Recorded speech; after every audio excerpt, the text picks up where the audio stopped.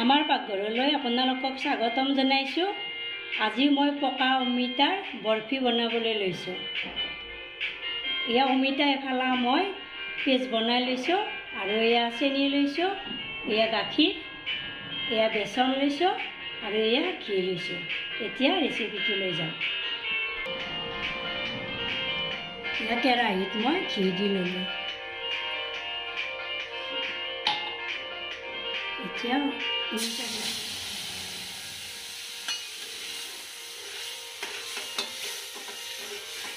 কম জুই দিব লাগিব, বেছি দিলে কেৰাহীত লাগি ধৰিব।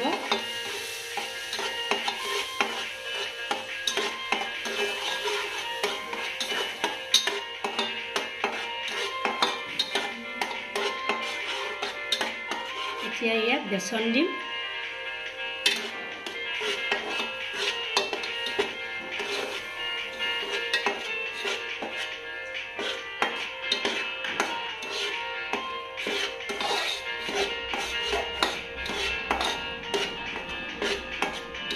চেনি দিম।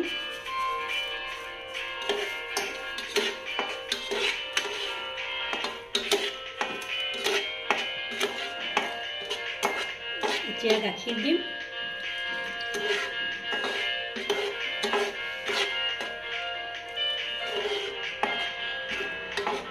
এতিয়া কম জুইত এইখিনি গোটা হ'বলৈ দিম।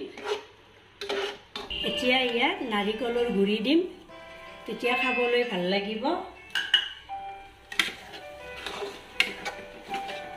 এনেদৰে অমিতাৰে বেচনেৰে সৈতে লাড়ুও বনাব পাৰি। মই আজি বৰফিয়ে বনাম বুলি ভাবিছোঁ। আপোনালোকেতো বনায়ে চাগে। কোনোবাই যদি মোৰ দৰে আজি প্ৰথম বনোৱা আছে তেনেহ'লে ভিডিঅ'টো চাই ল'ব পাৰে আৰু বনাবলৈ চেষ্টা কৰিবচোন। এতিয়া এইখিনি হৈ গ'ল, মই থাল এখনত উলিয়াই লওঁ।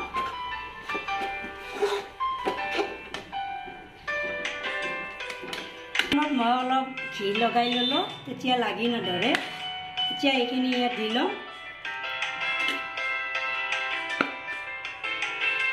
ঠাণ্ডা হ'বলৈ দিম এইখিনি ইয়াত লৈ এইখিনি এনেদৰে বহলাই ল'ম, অলপ পাতল কৰি ল'ম। থালখনত মই অলপ ঘি লগাই লৈছোঁ, তেতিয়া থালখনত লাগি নধৰে। এতিয়া এইখিনি ঠাণ্ডা হ'বলৈ দিম। ঠাণ্ডা হোৱাৰ পিছত মই ভালদৰে বৰফিৰ আকাৰত কাটি ল'ম। এইখিনি ঠাণ্ডা হৈ গ'ল, এতিয়া মই কাটি ল'ম বৰফিৰ আকাৰত। যেনে দিয়ে যি শ্বেপ দিয়ে সেই শ্বেপত দিব।